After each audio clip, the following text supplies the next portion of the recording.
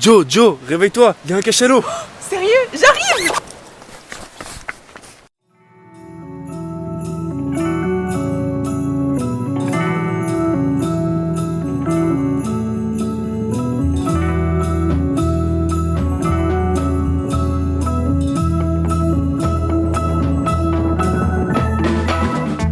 Salut et bienvenue sur D'amour et d'eau fraîche. C'est avec joie qu'on se retrouve pour une 3e fois pour de nouvelles aventures. Bonne écoute. Épisode 3, la nuit étoilée. On ne demande pas à une mouette dressée pourquoi est-ce que de temps en temps elle prend le linge. Jessica, saisonnière et voyageuse. Ça ne s'explique pas, juste on la laisse partir. Je me suis formé pour devenir bon équipier. François, skipper professionnel. J'ai cherché à prendre de l'expérience en mer. La mer, tu peux apprendre à savoir naviguer, mais il faut savoir appréhender la mer. Et donc en fait, il faut prendre le large et voir ce que c'est que de prendre le large.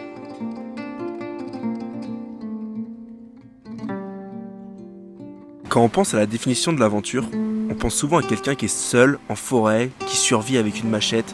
Le mec c'est Rambo, il sait tout faire. Mais parfois l'aventure, c'est juste continuer d'avancer. En tout cas, c'est un peu comme ça qu'on le voit. Il n'y a pas forcément besoin d'aller dans les extrêmes. Dans nos recherches de bateaux, nous avons un peu recherché la folie. On a refusé plusieurs bateaux qui paraissaient un peu trop confortables pour nous. Et on a accepté celui de Fred. Vous savez où ça nous a mené. Bref, on voulait un peu se prendre pour des apprentis pirates. Est-ce que ça a été une erreur ou une leçon? Peu importe, c'est comme ça, c'est pas vraiment utile de rester bloqué dessus.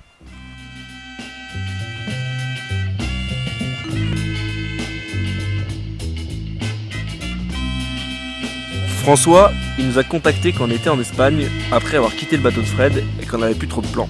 Il nous a directement accepté pour qu'on monte avec lui 1 mois, départ des Sables d'Olonne, arrivé à Split, en Croatie.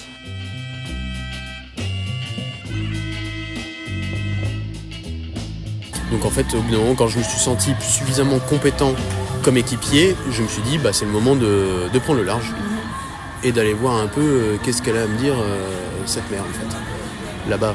Parce que depuis la côte c'est bien, mais quand on voit plus la côte et quand on est au large c'est autre chose. Ouais. Un convoyeur c'est un chauffeur et on doit livrer un bateau d'un point A à un point B.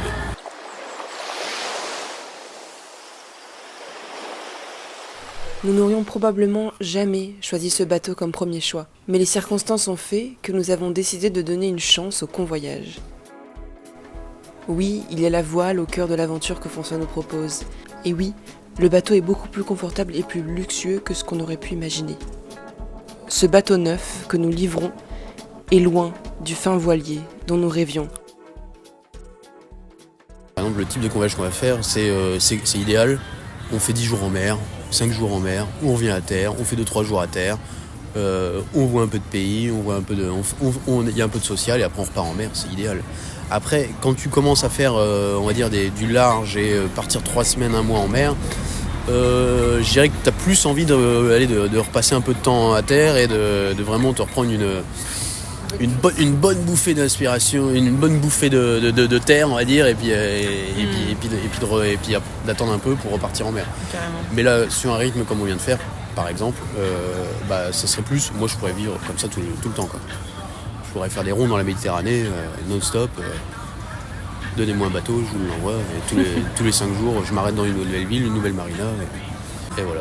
Moi, c'est ce que je recherche dans la voile, c'est pouvoir naviguer, m'arrêter, découvrir. C'est mon idéal de voile et je m'en rapproche, mais c'est le côté professionnel et je peux pas m'arrêter. Je décide pas forcément de là où je m'arrête, mais je m'arrête parce qu'on doit faire de la bouffe, faire de l'eau, des choses comme ça, et du fuel. Parce qu'on utilise les moteurs quand même. Mais voilà, ça se rapproche un peu de mon idéal de navigation. Lorsque François nous contacte, on lui dit oui. Pris par l'envie de naviguer, nous choisissons la première option qui s'offrait à nous. En disant oui, c'est une manière pour nous de rebondir. Son annonce s'est présentée au moment où nous n'arrivions plus à savoir quelle était la bonne direction. Parfois, il est difficile de savoir quelle direction prendre et d'écouter sa petite voix intérieure. Pour nous, à ce moment-là, Nous avions juste besoin d'avancer pour prendre du recul. C'est aussi la facilité. François prend en charge les frais à bord et nous promet même un peu d'argent en arrivant. L'envie d'aller vers l'avant nous fait un peu oublier l'avertissement qu'il nous donne. Dans un convoyage, le but c'est d'avancer vite. Et donc, je n'hésiterai pas à mettre le moteur pour avancer. Pas du tout le même délire qu'avec Fred. Et à ce moment-là, il est dur de croire pour nous que nous sommes devenus transporteurs et non plus voyageurs.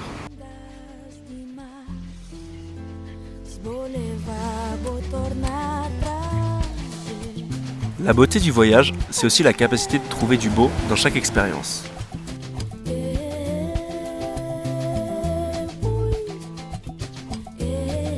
Les Sables d'Olonne à Split, c'est 2500 milles nautiques. Environ 3 semaines de voyage, si on navigue à une moyenne de 6 000 nautiques par heure.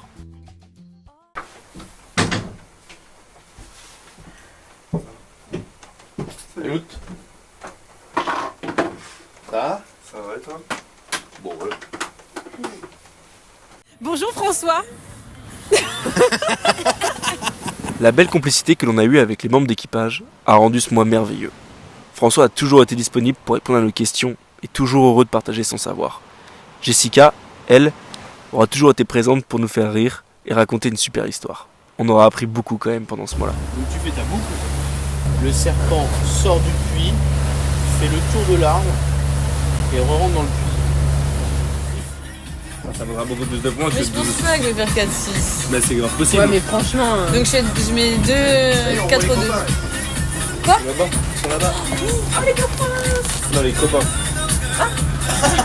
Ah! Ouais, mais c'est nul! C'est marrant de voir comment le voyage prend vie à travers les humains. L'humain réfléchit et se dépasse. Il s'épanouit et s'aime. Pour voyager, il suffit peut-être juste d'apprendre à regarder. En fait, on est rythmé par les astres. Tu as le soleil qui se lève, tu le vois toute la journée pour laisser place au coucher de soleil qu'on est en train de voir d'ailleurs. Et t'as la lune juste en face. Qu'est-ce que le bateau stop quoi? Mais c'est le même principe que faire du stop au bord de la route mais à un port en fait. Donc tu rentres dans un port et tu expliques déjà à l'entrée du port qui tu es. Et bah là le but c'est d'aller voir chaque personne sur son bateau dans le port pour leur demander s'ils t'accepteraient sur leur voilier comme équipier.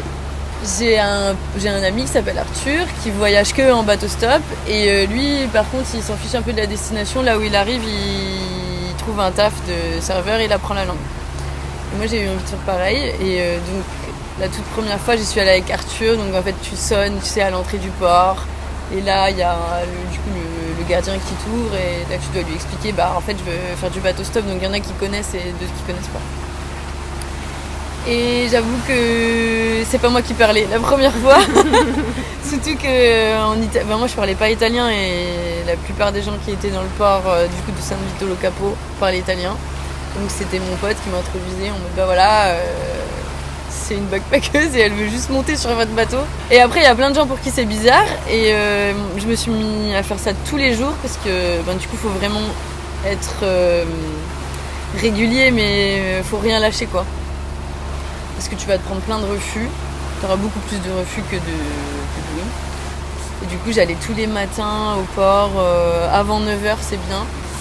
Et là il y a plein de monde mais tu as aussi plein de gens qui t'offrent un café sur leur voilier, du coup tu te familiarises aussi avec le milieu marin et du voilier.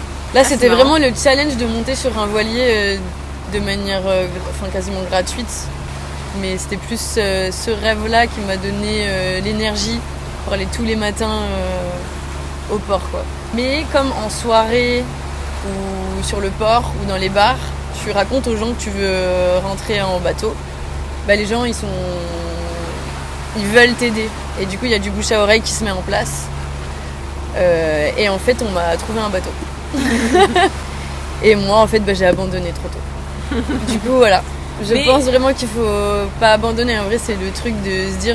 T'as l'impression que c'est pas possible que tu puisses monter gratuitement sur un voilier et partir, mais en fait, ça marche vraiment. Arthur m'a montré que c'était possible. Donc déjà suivre ton intuition. Et après, franchement, ce que tu obtiens derrière, pour moi, la conclusion, c'est que la réalité est plus belle que ton rêve encore.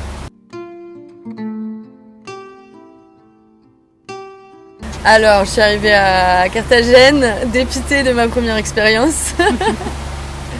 Et là, il y a François qui nous a aidés à amarrer le bateau.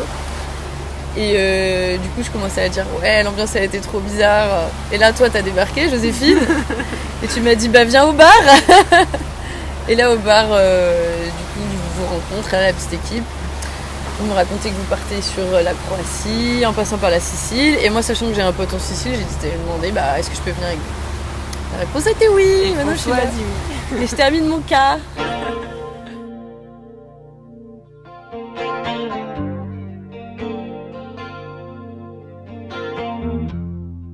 Bah, t'apprends connaît rien, quoi. de chaque journée.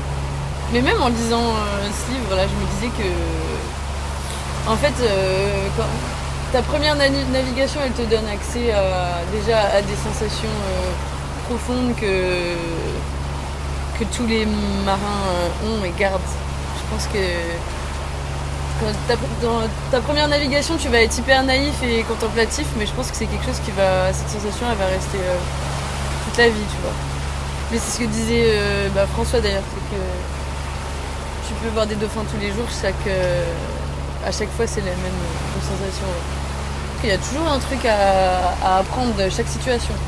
Je pense que pour être un bon navigateur, il faut avoir beaucoup navigué, parce que je pense que c'est la situation que tu vas affronter qui va faire que tu vas progresser. Et comme on a vu, on a peut-être eu un orage sur 5 jours de navigation, donc il faut quand même avoir beaucoup d'heures naviguées pour emmagasiner de l'expérience. Et tu vois, dans le livre que je suis en train de lire, du coup, qui est La longue route, Bernard Moitessier, il a beaucoup navigué dans sa vie et il reste super émerveillé de ça. Mais il explique dans le livre, il y a une phrase où il dit on ne demande pas à une mouette dressée pourquoi est-ce que de temps en temps elle prend le large. Ça ne s'explique pas, juste on la laisse partir. Et du coup, je pense que les gens comme nous, peut-être qui font du bateau stop, c'est des gens un peu de temps en temps qui sont lassés par la vie sur Terre, du stress, des rendez-vous, du téléphone qui sonne, et du coup ce vent-là de liberté.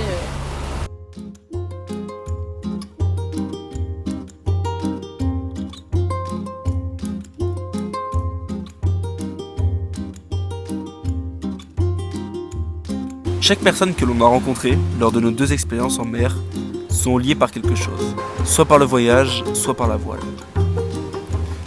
On a été énormément surpris de voir que les gens qui cherchaient à embarquer sur des bateaux, c'était pas juste des jeunes qui voulaient apprendre. Certains sont grands-pères, d'autres ont 20 ans, peu importe leur âge, beaucoup cherchent à voyager. Les navigateurs sont riches de savoir. Peu importe d'où ils viennent ou pourquoi ils sont là, ils ont beaucoup de choses à partager. Et nous, on a pu goûter à leur savoir, on a pu s'enrichir de chaque expérience qu'ils avaient à nous raconter. Et on a adoré.